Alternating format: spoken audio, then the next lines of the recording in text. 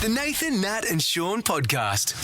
There's an article in the paper that really caught my eye, Nat, and you're familiar with this. 2 Fremantle cafes had to shut down last week, actually. And they're not just any cafes. They are. It's the cafe at the swimming pool. Yes, and it's Leisure the cafe Centre. at the Fremantle Arts Centre, which is a lot of people go to the Arts Centre, That is such particularly on the weekend. It's Yeah, right. quite iconic. It's delightful. The courtyard there, it's so beautiful. That's nice. And now that you can't go there and have something to eat. There's Well, some interesting cafes, aren't there, in businesses that you wouldn't really know about? Like the Arts, absolutely. Owner Gavin Wilcock, look, he put it down to a slight increase in the prices of sweet treats. See, what he reckons is that he had to increase the prices of croissants and other cabinet treats at the Arts Centre by 20 cents 20 in cents a December. pop.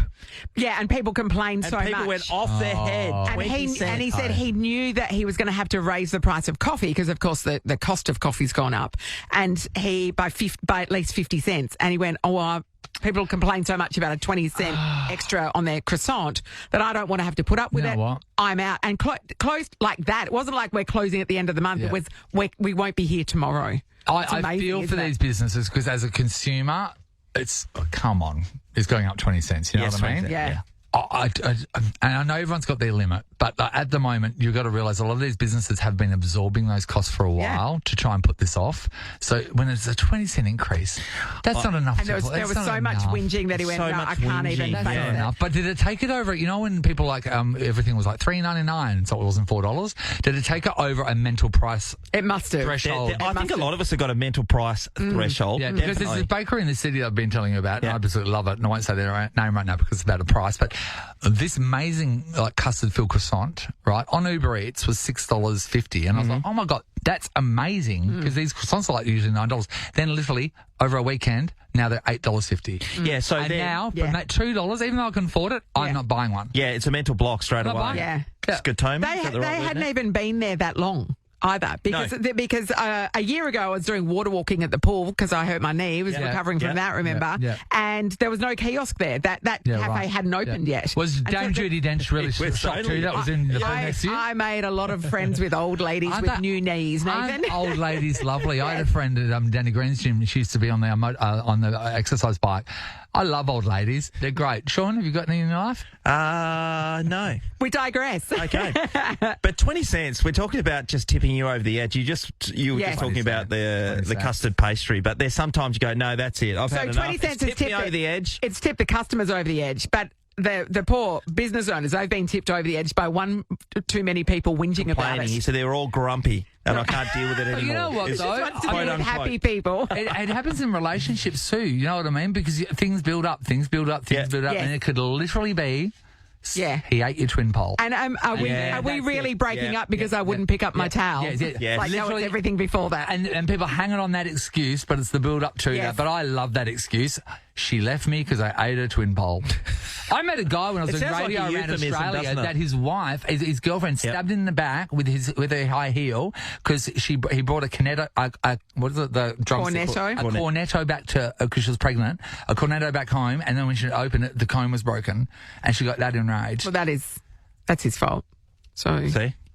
It's those small things that Yeah. tip you over So the this edge. is the we thing want to know that what women the do, last blaming. straw What are you was. saying? If there's been, if it was at Never work, seen it. if it was in a relationship, whatever it might Who be. broke your cornetto cone? What was the final thing that Yes. broke you that said, I am not taking this anymore? It might have been The a final TV straw. show that you just giving it a go. Whatever the minor infraction, yeah, but it was that's it. enough. Send you over the edge. If you're I'm over the closing the edge. doors. Come on, you can get it off your chest. I just remembered, I'm not going to say names, and you know who I'm talking about, so please don't say the name, okay? So, I had a friend that I would take sometimes to some Nova events, and sometimes the people that were with me, like professional reporters, would go, oh my God, your friend's full on. So anyway, and I knew that, so I took him very sparingly to places, and the last straw was we went to a movie preview at the cinema, and my friend just met two of my workmates here, two girls that we worked with here, and he had a full-blown argument with them over the date of the time that was on the time machine in Back to the Future. Wow. He believed it was something, and they said categorically it isn't because they know it. And Also, then easily Googleable. And he started having a go at them in the line of the cinema. My work friends, and I was mortified. And and then I took this person to the cricket once, and then that was beforehand. And then when I got up and walked away, the reporter that's on one of the stations here turned around and said, "Why did you bring him?" That's a great question. So that was when he You fought, stopped when he bringing fought with him. my work friends over Back to the Future. That was the final it. straw. Okay. Fiona's in Duncraig. Hello. Hi, how are you? We're being pushed to the brink today, Fiona. Yeah. What tipped you over the edge?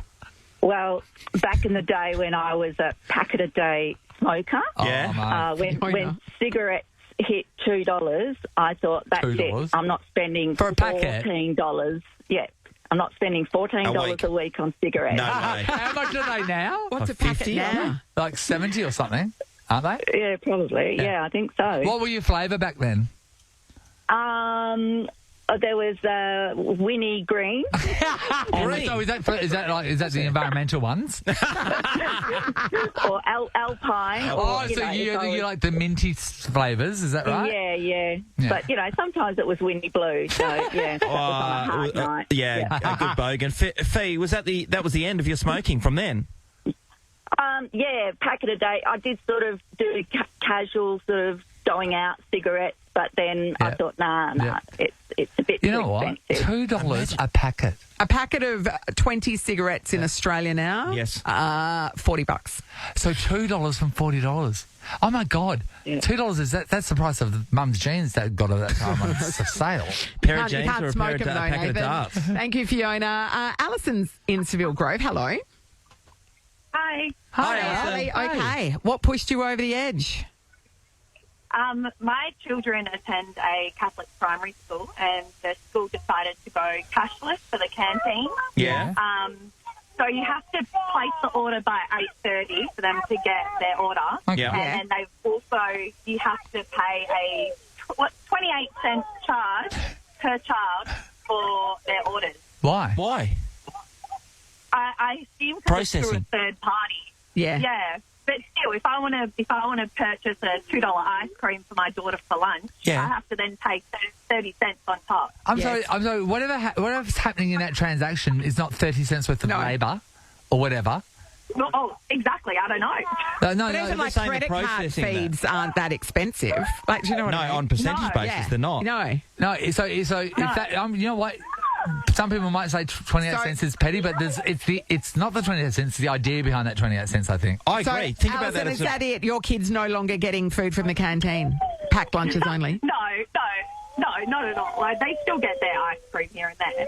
But, like, you know what I mean? We're at a private school, and then that extra added cost Yeah. that adds up throughout the year. It's supposed to be a luxury. I know. Yeah, and how for are you sure. supposed to buy your Bentley at the end of the year? That's private school people do, is that right? Yeah, That's what I yeah. That's ridiculous, by the way. That's amazing, isn't it? Like, if Yeah. you're going to go cashless, you've got to Frustrating. make it, like, cheap, a Can I cheap just system for everybody also, to by use. the way, processing fees, right? We're in a world where it's hard to buy something from someone actually selling it to you, right? So you do it all yourself. Yep. And then they charge you the fee for doing it all yourself. I know. We should be getting paid. Yeah. For Have you doing bought your tickets job. from Yeah. Ticketek Is that or, not crazy? in fact, any ticketing Yes. agency where it doesn't matter how you get them. I know. It costs you $7 or something. It's like, there's no way it For costs a $7 service- for an email to turn up automatically in my inbox. Yeah. And so Great. when you do it for the cinema as well, so there's a service Yeah. fee. So why? Why? Yeah. The computer isn't a person. He doesn't have a wife and kids. Thanks, Alison. Agreed. Rachel's in Ferndale. She's going to finish herself. What's happening, Rach? Hi, guys. Hey, Hey, Rach. Rach. What was the last straw that pushed you over the edge? So I was on a pre-op diet of weight loss shakes 3 Yes. a day that were mixed with water. Yeah. Yes, I had to do this too before my surgery. Are they Rach. gross? For They're the- not for the same great. Surgery. Yeah. Yeah, so day 4, my husband was cooking onions and I lost it. I cried. They smelled so good. Because you couldn't have onions. Yes. Yeah, the smell of onions when you're like 4 days in on shakes. Oh, And you wouldn't talk to him, Rach. I was so upset. And then he was like, do you want to eat something? And I'm like, yes, I do. He's like, Of course I do. Because I want to eat something. I can't. So they were just cooked onions in a And bag. he was The cooking smell of dinner for cooked the onions. kids. That is. How angry were you? Did you cry? Oh, I was in bed crying. I was like, She took to bed. Rachel.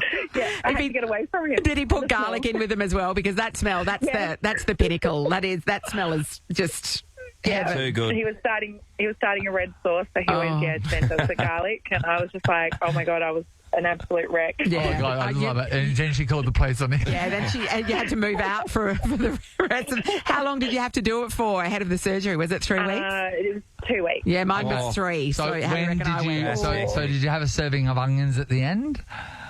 No, well, because then you can't really eat. No, much yeah, 'cause you go after to the surgery, she- diet. Oh, so no more onions. Well, no, you're on liquid Just only small for the amount. first But couple of it's years weeks. later. Then mashed potato. But the next time you ate onions, was it everything you thought it was going to be? Yeah, of course.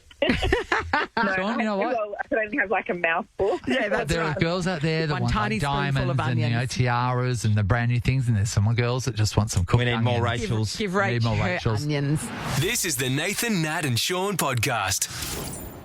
The one, the only, Mark Beretta. Brett, welcome. Oh, legends. How are you? G'day, Nathan. G'day, Nat. G'day, Sean. Hey, mate. Hey, Mark, years. amazing stuff. Amazing Yeah. stuff. Amazing stuff. Do you like your cheese, your Beretta cheese? It's a favourite, absolutely. The whole family loves their Beretta cheese. Yes. It's a real treat. When you're on national TV and you get a cheese named after you, you've made Are you it. serious? I'm pretty sure Yeah. you might be able to correct me here, but is there a Beretta shotgun? That's a thing. It certainly is. Yeah. The third oldest industrial family in the world make those beautiful sporting shotguns Yes. for the Olympic Games. Is Yeah. there a My dad Beretta was a- hat? No, it's a Beretta. That's a beret. Yeah. Hey, Mark, I was looking at all the stuff that you've done, which is amazing. So We just much. mentioned the 13 Olympics and, the Bathurst, Sydney and Harbours and all that kind of stuff. I did not know that you're a 10-time Australian water ski champion. I knew. You are, My aren't you, Brett? Lord. It's a long time ago. So Yeah, that was long so time to ago. me that was the 80s. Is that right? Yeah, the 80s and 90s, yeah. That was water skiing. But, good fun. I loved it. Skied a fair bit in WA, actually. Frank Bonney's got a spot Yeah. down the road there, and we had national titles down at Albany, which was pretty cool. So were you like a trick water skier, the ones, where you do all the flips in the air, or were you like a flat-out speed water skier? No, I was tournament, so what they call slalom tricks and jumps. They Yes. got the 3 events. You know, Burswood, the jump ramp is there, so we use that a fair bit. Yeah. I'm tournament too. I mean, my arms got torn out because you don't realise that you need strength up there to be able to hold on. You need because strength. when you watch it on the TV, they're just holding on, but like that takes No, you're force really and holding core on. strength. I've never stood up. Mark, tell us when you first started doing this and how you got to the level of competing. Well, my parents loved it. Well, I grew up in Geelong in Victoria. Yeah. And Mum and Dad loved to water ski. It was their thing. And, Dad threw me over the side of the boat when I was 4 years old. He put a life jacket on the front and one on the back of me. I couldn't swim, so I started when I was about 4.5 and just followed it through. My claim to fame was I taught Olivia Newton-John how to water ski. Wow, come on. That was one of my greatest moments. I was working at a water ski centre in just outside LA. Yeah. And she would come out there. She used to love to ski. And she was with a guy called Matt Latanzi, who was Chloe's father. And they'd come skiing. And, so they loved, the fact they could have an Aussie instructor. So, No. She summer loved it. She summer loved it. She would have been hot as chips too, Mark. Exactly right. It was about Tell us more. mid-80s, I reckon, yeah. For an 18-year-old kid from Geelong, it was a big deal. Hey, you would have cut a sway yourself being at a ski park as an Aussie, surely. Yeah, what's your number? Not at all. Olivia Newton-John. The transition from being a water ski champion, like there's plenty of footballers move into the media. That's not uncommon at all. But a water ski champion moving into the media, how did that transition happen?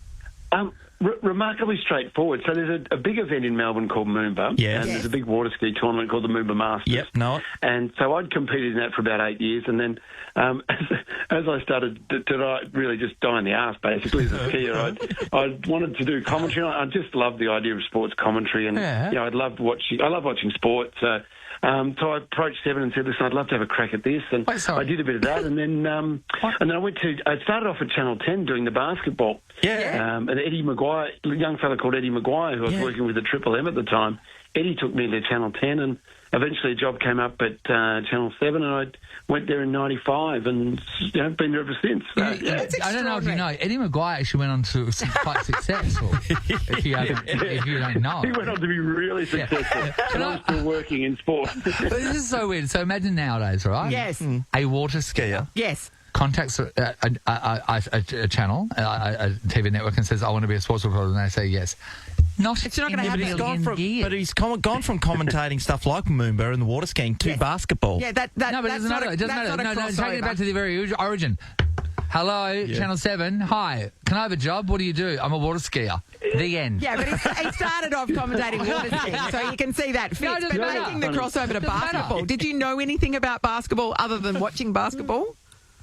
I loved it. I used to watch, but I grew up in Geelong, so AFL was probably my first sport, and the Mighty Cats. But my interview with Channel 7 was for 10 minutes in the car park of Channel 7 in Melbourne, and that was Times changed, haven't they? my interview was while the producer Billy Cannon came down for his morning cigarette. Yes. He interviewed me while he was having his smoker. That's how we got interviewed too, and the things we did in that car to get this job, mate. I mean, clearly his instinct was right. Because Yeah, that's true. You're still around, all these years later. But You know all what these you're other doing. water skiers are going, I'm going to transition to a media world. Yeah, and that's they're right. going, why did it work for him? Hey, Mark. They're all working for big networks in the US. They're all ESPN. ESPN, of course. Mark, the Army Reserves. You're in that. Yes, I am. Yeah, my brother was in that, and I was like, why? If you might get caught off the bench. Yeah, so one of my mates is still in the Army Reserves. He was in the Army, and then he works as a policeman, but he's in the Army Reserves still to this day. Yeah. Something that really, interests you? What do you? How does this work? No, Why? I think is the question. Yep. No, I'd always had an interest, and I was interested in it after school, and I just obviously took a different road. And it was funny how all these great things happen. I was then seeing an event for Army up in Brisbane. Ended up in a pub at 2:00 in the morning, and I said, I'd always wanted to join, but I'm too old now. And they said, as a matter of fact, you're not. We'll see you Monday morning. Really? That's when you go. That was it. And then, but no, I love it. It's great. It's such a change from this other TV world. Yeah. Met some awesome people. It's actually a really great culture in there. So I love my time in Green. It's just a refreshing time. Okay, so World War breaks out tomorrow. Yep. Are you, right now, going to put on your army costumes? Whatever it is. Fatigues. Sounds tiring, actually. Are you going to put on your fatigues and you're going to go off and you're going to go fight? I guess when you sign up to do what you got to do. Because I've got a very good idea. No country would ever expect the water skiing battalion. Imagine it. All behind a thing like this. Behind a big pyramid. And then out of it comes all the water skiers. And they've all got their little hand going, Yeah, we're going with the three-tier pyramid. Good call. They'll never see it coming. They'll never see it coming, Brett. You've been done in Singapore Harbour before. Wow, we're solving the world's problems. wow. Nat Shaun has not been done yet in the military. No, it's about Take that time. to the Situation Room. Beretta, you must be pretty proud. It's an incredible career, and obviously you're not done. Like, you're still chalking up the years. For yeah? sure. Yeah. Oh, I'd like to go on a couple more if I can. Yeah. Look, I love it. It's a ripping job, as you guys know. I mean, being on there in the morning is great fun. The best thing is waking up early, isn't it? That's the best part. Oh, isn't that the best? Yeah, Yum, yum, yum. But once you get there, and once you get amongst the team, I'm lucky. I've worked with some ripping people, had some great experiences, and just the interaction with people in the street, I just love. The fact that people treat you nicely is really cool. Yeah. So, cool. okay, That's all I cool. need from you for this 30th year, I think that you need to do something. Let's go back to the roots. You need to be on TV showing us you can still water ski. Are you going to do it? Yeah, okay, I can do it. Oh, he can do it. He can do it. We want to see tricks and everything. We want, like, flicks in the air. I don't know what the technical terms are. Yeah. Triple axel. Oh, well, that's us skating. For a while, I was the biggest, oldest, fattest guy in the world doing a backflip on a trick ski, so I can have another crack at that if you want a real laugh. On a trick ski. Yes, please. Yes, please. We'll order one, thanks. That'll be great. You're funny, mate. I like it. Well, Congratulations, mate. yeah, it's a brilliant achievement, and of course, there's many more to come. Thanks for talking to us, Brett. You're very kind, legends. Thanks very much. No worries, Cheers, that's tell right. us on time. Yeah, definitely. I know. Oh, she's Let's get the telephone. We can make it happen. We'll make it happen. This is the Nathan, Nat and Sean podcast. 40 years of this. Susanna Carr and Rick Arden. They've been there with you every night at 6 o'clock Good evening and welcome to 7 News. for 40 years. Like a warm Oh, my For God. every historic moment. Because nobody knows news like Rick and Sue. That's right. I mean, we had them in last week to celebrate their 40 years. Yeah. It's incredible. I love this story because anytime there's a story about the Perth Mint, I get up and about because my Uncle George used to work there, so I feel a connection to the Mint. Yep. And I was Me too, because I surprised spend to money. see- So, and yeah. Oh, Yeah. Is that where it comes from? It's weird. Thought it just comes from the shops. Anyway, and we saw there was these commemorative medallions. Yeah, we saw that in the paper. And there's a photo of them printed on there from the 80s. Yes, so it's an funny. old school photo, Like yeah. dynasty sort of stuff. And I was like, I wonder what they are. You must be able to buy them or whatever. No. So Rick and Sue are doing some appearances around Perth. They did one at Lakeside Joondalup. My heart just warmed when I saw the amount of people that rocked up. It was like, remember when Bardo was big and they came to like Karen Shopping Centre and all these girls were crushed? Yeah. It was that. They were Bardo. And people were losing their minds. And you got a commemorative medallion, which is amazing. And Which you now get- I think that we need, because we got one of the Navy, we got one of the American consulate. Yeah. Yep. When need people to meet give us, one we out. should be able to give them a medallion and going, there you go, that's the experience. And then Remember they the can WA drop it in the bin on the way out. Remember the WA? Or it could be used at Aldi for the trolley as well. Yeah. When the US ambassador came in, we were able to get one, or the head of the Navy or whatever, and then Both. we had our Australian Navy Yes. give us Something. ours. Yeah. Oh, and ours was like a It was handmade. a wooden steering wheel from a ship, the Yeah. wooden steering wheel, and it was like It was a plywood. little bit embarrassing. Well, yeah, they'd made them themselves rather than being Yeah. minted. So many people lined up to be the first there. And they to have travelled. selfies They with travelled them. from the country Yep. because they were like, and so we. It's like, oh my God, Rick and Sue. Isn't are it coming, amazing? Rick I and Sue remember. are coming. I remember the time that I met Rick and Sue was exciting because we were in the media. But like now, we just know Rick and Sue. But I forget that it must be a thrill to see two people that have been on TV for most of your life in reality. I've got to say, I mentioned this the other day when we were just having a conversation. When you see them in the wild, In the wild. it's even better. Yes. And one time, So you see Rick down south all I the see time, Rick don't down you? south. Yeah. He's part of the furniture down there. But seeing Susanna Carr at Claremont Pools doing her lap, Yes. Oh, and yeah. she yelled out to me once and said hello. And She said, because it get was out of the Sue- way, peasant. Yeah, exactly. Because it was Sue, my heart skipped. I know. Once I saw Sue, every said your year, name. my mother and I take her to Best and Less to buy her a sack of knickers for the year. No, Sue wasn't there. Oh, no, there's Sue buying That's a where sack, Sue gets her sack of a sack of knickers. And really, there should be a shop selling sacks of knickers. So one guy said that a Frenchman named Jean said his mother learned English by watching them on 7 News. It's amazing, isn't Isn't it? it crazy? Yeah. The things So, that people do. I mean, they're good people to learn from because, you know, they enunciate properly. They do. and- yeah. We don't learn from us. No. Another guy, Trevor Wrigglesworth. That's Great a name. Yep. He came up from Cowramup. The cow place. Kawaram up. Is that Cowtown? Cowtown. Cowtown. Yes, it's Cowtown. He came from there. He arrived at 8 a.m. to see them, and he lined up. And he It's an early start. Was right towards the front of the queue. And he said, it's not every day you get to meet the newsreaders. Every day, especially if you're from the country. And then he said this. They're just normal, everyday, regular, nice people. Oh! And you know what? They are. They are. They are guaranteed they are. But that's refreshing when you walk away from that. But sometimes you meet celebrities and you walk on and go, what an effing whack job. Or they just were nasty. arrogant, yeah. Just like when they treat you with disdain. Oh, yes. It's like, Or- like you're something that they trod in and now you're stuck to their shoe. That's Or- when you get that expression. They're super keen to meet you, and that's desperate. It's a fine line, isn't You know, she? they go, do you want to, can we take a photo? Yeah, no worries. And then they go, actually, do you want me to make a call in to your Yeah. friends? And it's like, back off. That's why I don't want to meet Chris Hemsworth. When I got stalked by James Blundell that time. Yes, Yes, right. Sang a song with him, and then he got my phone number and wouldn't stop ringing. He wanted me to perform with him. It's like, what was that song again? It was Way Out West. Way Out West, I was his James Rain. I was like, no, I'm Nathan Morris. Good job. But this is the thing. For us, we meet a lot of celebrities, and we've had some terrible interviews.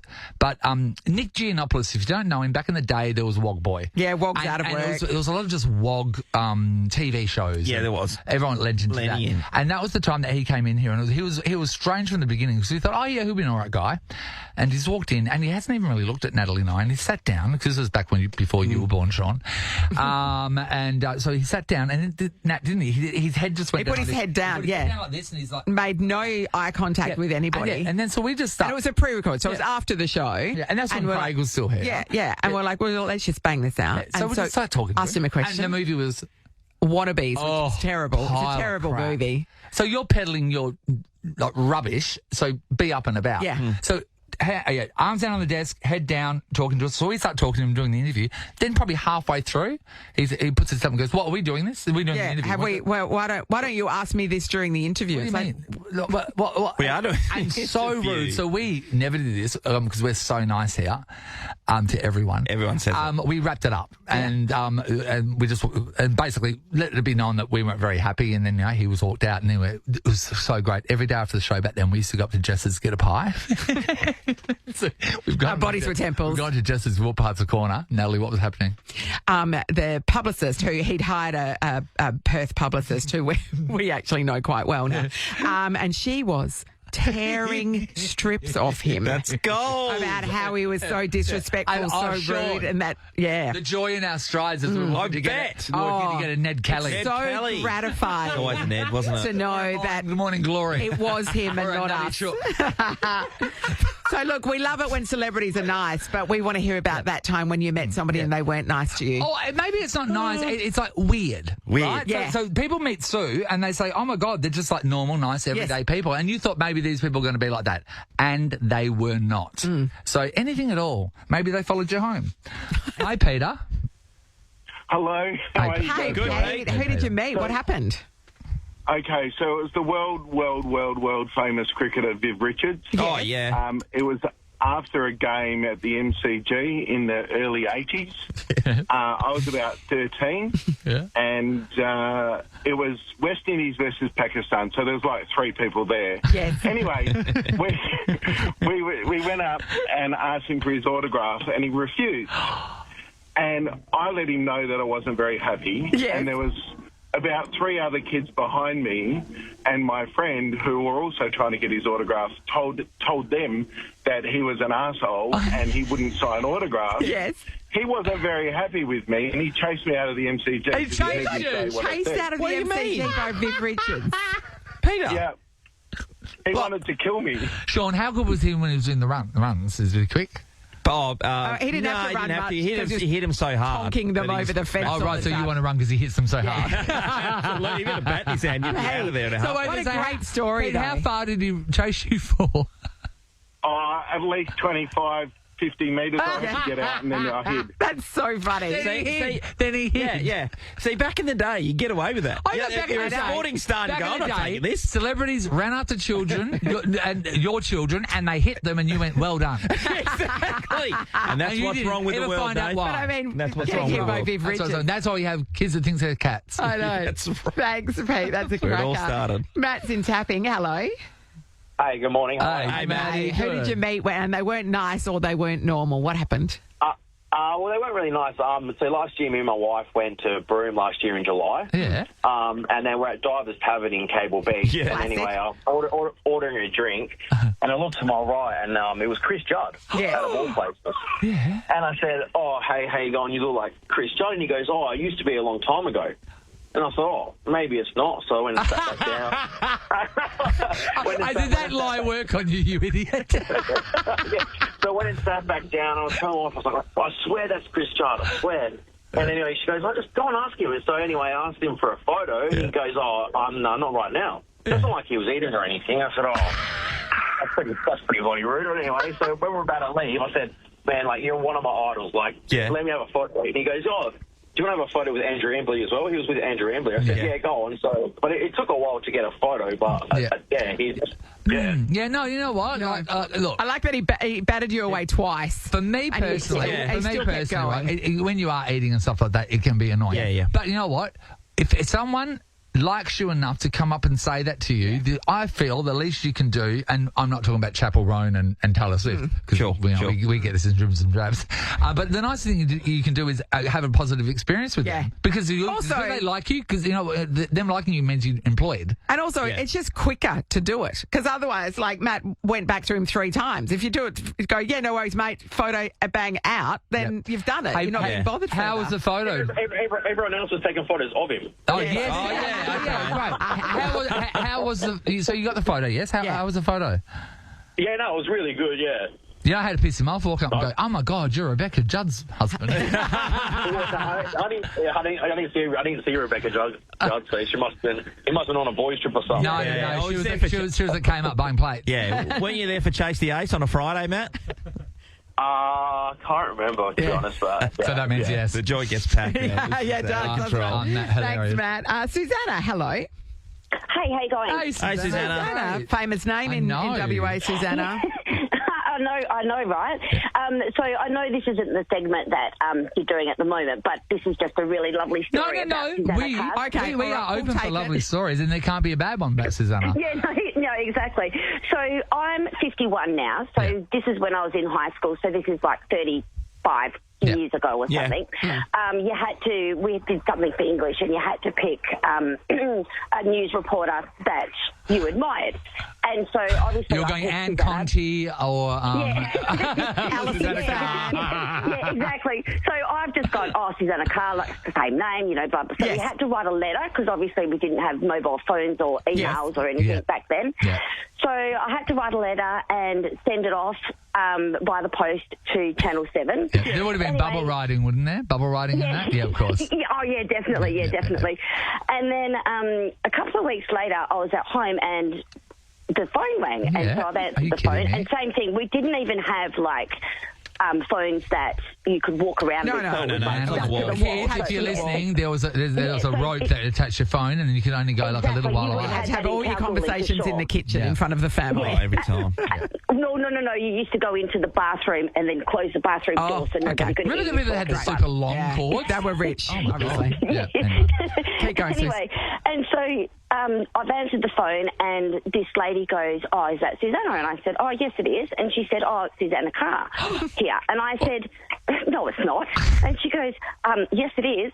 And I'm like, oh, my God. Like, Jesus Christ, my heart was, pounding and everything. Anyway, so then she ended up coming out to my high school and did this big presentation of her career and what she does and how good it is to be a journo and everything.